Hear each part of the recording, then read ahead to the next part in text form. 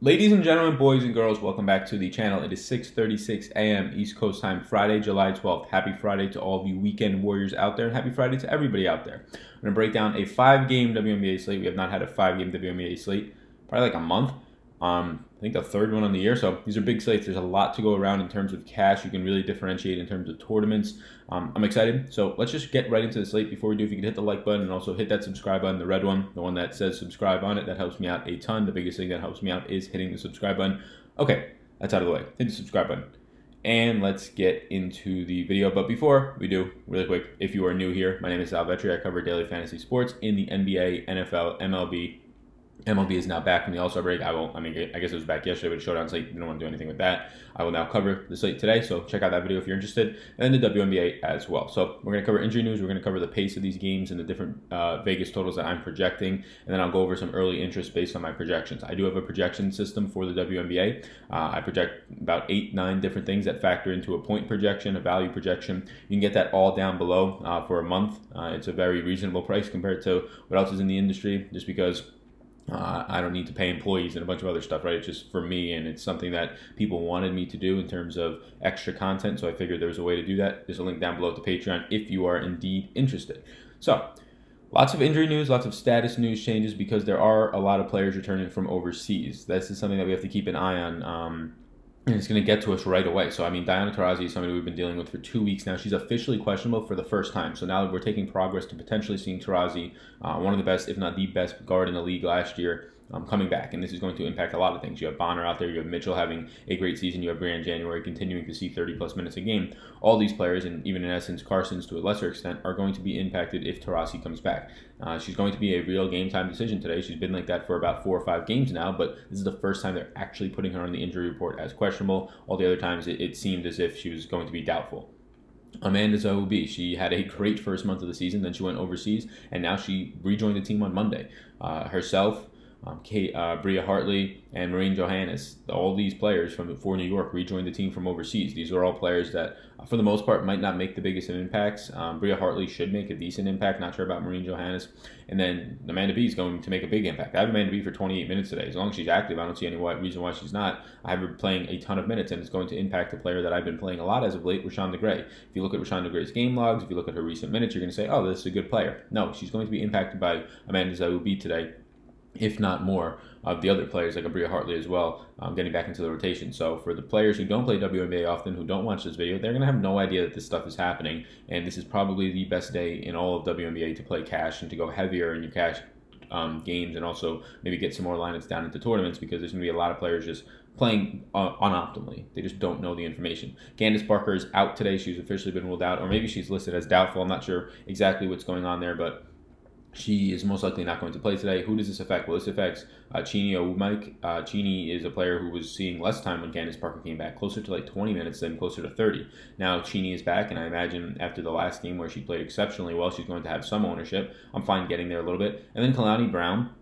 Candice Parker played only 6 minutes, and then Brown came in and saw a spike of like 5 or 6 minutes due to that. I think there's a chance if Brown starts. I don't think she would start because they have Nika out there, but if Brown does get into the rotation as a starter, she becomes a very nice play. And even not, she's probably going to touch 18 to 20 minutes in this game.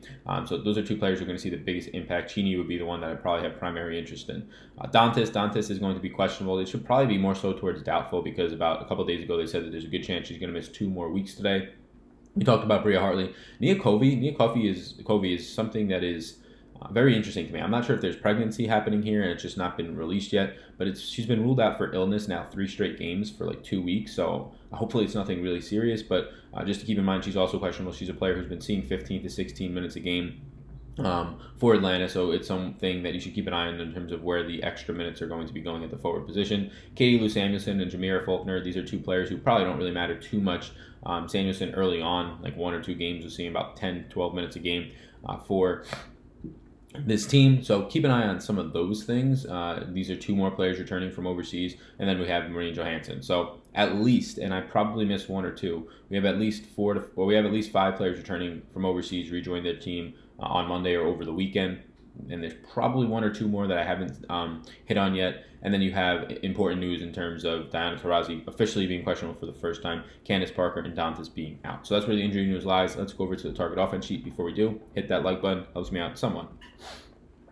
Target offense sheet. I'll blow this up extremely, like, aggressively big. There we go. Look at that. I got coffee on there popping. Who cares? So the target offense sheet today. Now there's 10 teams. This is the first time that we've been doing this with 10 teams. So you have a lot of games on the slate today. And the main thing that I want to focus on is column E, which is just the projected pace. I project pace through an algorithm. It's really not that involved. There's like 3 factors to it, each team, and then the league average, and then just kind of finding a percent difference, and then finding the difference between each team for that. That probably made no sense, but whatever. The biggest difference is here. You're going to see Indiana is going to be in a slight pace-up spot. These possessions per game is per team, so 77 possessions per game per team here is what I'm looking at in this LA-Indiana game. You're going to see right away the one that stands out is New York and Chicago. New York and Chicago have a projected 82.6, so 83, call it, possessions per game today.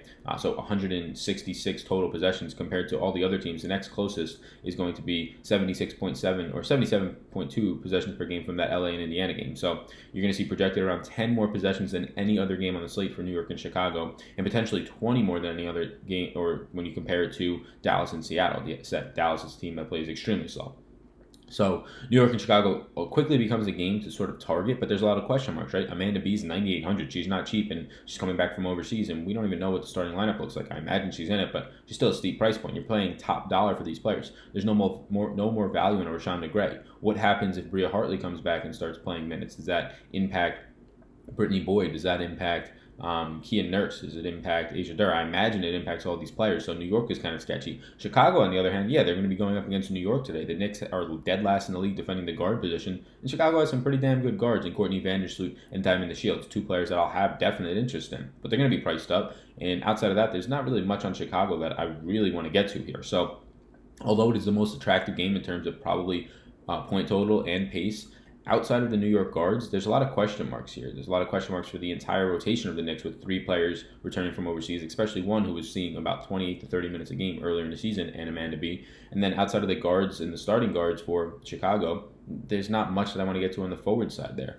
So if I look at other games and trying to identify some spots, LA is going to have some value built in with no Candice Parker today. And then if you look just elsewhere, you're going to see value in Seattle because you still have no Jewel Lloyd, so there's going to be value at the point guard position with Sammy Whitcomb or Jordan Canada, whatever it might be. So this is where I'm at right now in terms of the games I want to target. It's not really one. I think on a 5-game slate it becomes more viable in a tournament to target like 3 or 4 players from a game and try and stack it. But I don't think that the way that the salaries shape out and just players returning from injury and overseas, I don't think that there's any one game that's standing out a ton. Like if Diana Taurasi is out, well then sure, you get a little bit of bump for DeWanna Bonner, and you get a little bit of a bump for Lana Mitchell in January. But if she's in, that all kind of goes to crap. So it's tough to see. One spot that I will point out that I'm really interested just in terms of a real game standpoint is Phoenix and Connecticut. Jonquil Jones going up against Brittany Griner. Griner for the past 2 weeks, 3 weeks of the season might be the best WNBA player right now, kind of rounding into form. But then you have Jonquil Jones, who probably right there with Natasha Howard for the entire season has been playing the best in the year. I mean, you take out Della Dane, who just recently had an injury, so we'll kind of try and exclude her for a second.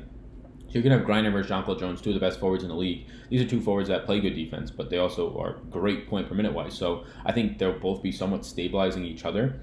So their price points are going to be up, and I think that Griner is well above, or maybe $1,000 or so above Jonquil Jones. I don't know what to do here. I have interest in Jonquil Jones more so than Griner, just because Griner does have a DeWanna Bonner or Taurasi potentially today pulling from her just point per minute production. If DeWanna Bonner decides to go for a 40 or 50 point game today in terms of fantasy points, it's going to impact the real scoring of Brittany Griner, whereas Jonquil Jones, there's really nobody that's going to take away from Jonquil Jones today. So yeah, besides Brittany Griner on the matchup side. So it is a pace down spot for Connecticut in that game. It is a pace up spot for Phoenix. There is interest in both of those forwards for me, but I lean to have more due to price and due to just productivity loss potentially not being there for Jonquil Jones. I kind of lean to Jonquil Jones there. And I'll go through the rest of my interests probably right now, actually. So let's go over the early interest. And again, these early interests are not pulled from, they're pulled from my projections, but you can see in the last couple of columns, point per minute, value, and projected points. Those are 3 things that I leave on my projections. This is not the same format as my projections in terms of like the columns. They're going to be different. I'll have a minutes projection. I have differentiations between pace and differentiations between the Vegas totals and what the team total is today and all that sort of jazz. So what you're looking at here is the players, I believe they are not yet, so I'm going to factor them by, I will sort this by just price points so we can look at it quicker.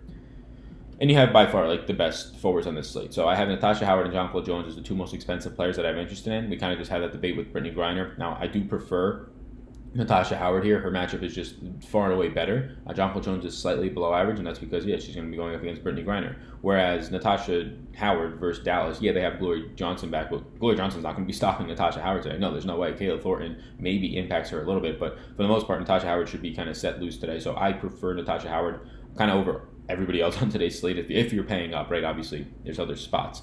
Nika and Cheney, I have interest in both of the Wnbas today. Cheney just more so now. I kind of had her in red until we got the news that Candice Parker's doubtful. Cheney more so now because Candice Parker's out, and Cheney's cheap at 8,100, should see 28 to 30 minutes.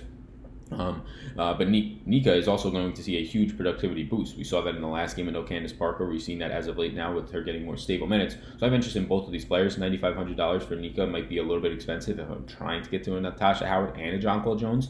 I do think the upside is more so there for Nika than Jonquil Jones today if you're trying to look at more so a safer play. I think Jones is the better point per minute player, but with no I have Jones at like a 1.3, closer to there for the season point per minute. It's going to get the juice down to like a 1.25 today. Nico with no Candice Parker, I have going from a 1.15 to a 1.2 point per minute player.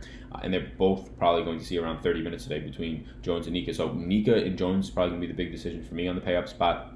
Jordan Cannon at 7,800. I'll tackle Jordan Cannon and Sammy Whitcomb at the same time. There's still no Jewel Lloyd, and they are having one of the most beneficial matchups in the league for the guard position. So I do like Sammy Whitcomb today. I do like Jewel Lloyd. If you told me to pick one of the two, it's a big price difference. There's $1,300 difference between those two Seattle guards.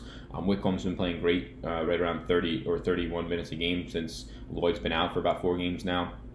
And then you see her point per minute coming up slowly to about 0.9. Jordan Canada has been over a point per minute type player. I think that she's a great option. If you have the money, I prefer Canada, but I don't think you're going to find much better value below $7,000, $6,500 Sammy Whitcomb today. You're just not, based on matchup, based on the amount of production and potential that she has due to her minutes.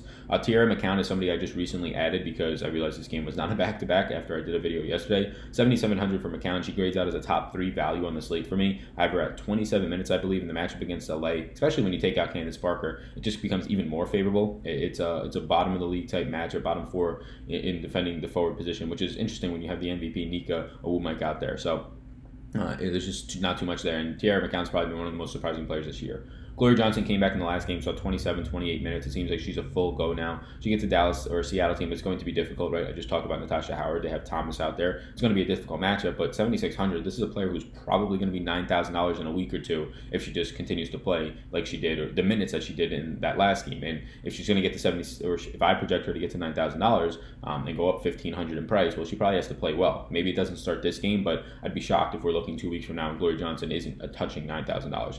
Allie Quigley's been shooting so efficient. She's the number 1 player in true shooting efficiency right now at 64%. It's pretty amazing, and she continues to play big minutes. 31, 32 minutes. Now she's going to get this Knicks team that is one of the bottom teams in the league against the guard position, if not the worst team in the league against the guard position. I believe they are 12th right now. They were bouncing around between 11th and 12th. So kind of all the guards, like I said, for the Chicago team I'm interested in. We touched on Courtney Vandersloot. We touched on Diamond the Shields. I don't have the Shields or Vandersloot on this list. Just kind of mentally note those ones. But Allie Quigley is also a guard for Chicago that I have a lot of interest in on the cheaper end. Danielle Robinson, just a player who's just always consistent in terms of cash. You're going to get right around 30 minutes out of her, and I'd be shocked if you don't get 20 plus fantasy points out of her. She's averaging 22 a game, and her variance or her differentiation from like her mean is low, right? She's usually getting right around that 22. Raquanda Williams is somebody that now I have interest in at 6,900 due to the fact that you have no Candice Parker today. Did not have much interest until I saw this, or until I saw that news, but now you're going to have a player who's should be locked in for her 30 minutes going out there, and she's cheap at 6,900. We touched on Sammy Whitcomb. Now you have 2 players, Laney and January, separate teams, right? Indiana is Bedanji Laney, and they have Breon January for Phoenix. I think I have more interest in January for $1,000 cheaper. They grade out as a very similar play for me today. January's matchup is a little bit more difficult, barely though, and she's $1,000 less. There's similar point per minute production. Laney, they're seeing the same amount of minutes. So Laney 6,300. I have her in yellow because, yeah, she's a decent play because of the amount of minutes she'll get, and you're hoping for her to get 20 fantasy points. But the same exact thing is happening with Breon January. They're both averaging 18 fantasy points a game on the year. They're both averaging now. January's averaging more minutes, 31.5, and I have her for 31 or 32 today compared to Laney's 30. So I think $1,000 more Breon January. These players are pretty much spitting images of each other, except January's a little bit better, in my opinion, and now she's $1,000 cheaper. Stephanie Talbot should see around 30 minutes today. Her point per minute production continues to come up. She's played great in like 3 out of 4 of the games that she's seen extended run. The matchup against Atlanta today is only going to be more favorable. I think that it's a good spot at 5,600. I think that although I don't think she's a good player, I don't think she's worth 5,600. I think she's well underpriced here. I think she should be closer to 65, 7,000 based on the fact that she's a forward seeing close to 30 minutes a game and playing well. So this is where I'm at right now. Hopefully this helps. I'm going to go adjust some things in the projections for our patrons. If you do want to get my projections, see who I have as top value, see who I have, just every single player who I have projected for minutes today and how many points I have them at, and a lot of other stats. It's linked down below. You can follow me on Twitter at Wnba Dfs. Hopefully this video helps. It's a 5-game slate, so enjoy this WNBA slate. 5 games, it should be good, and the rest of your weekend. So peace out, gang.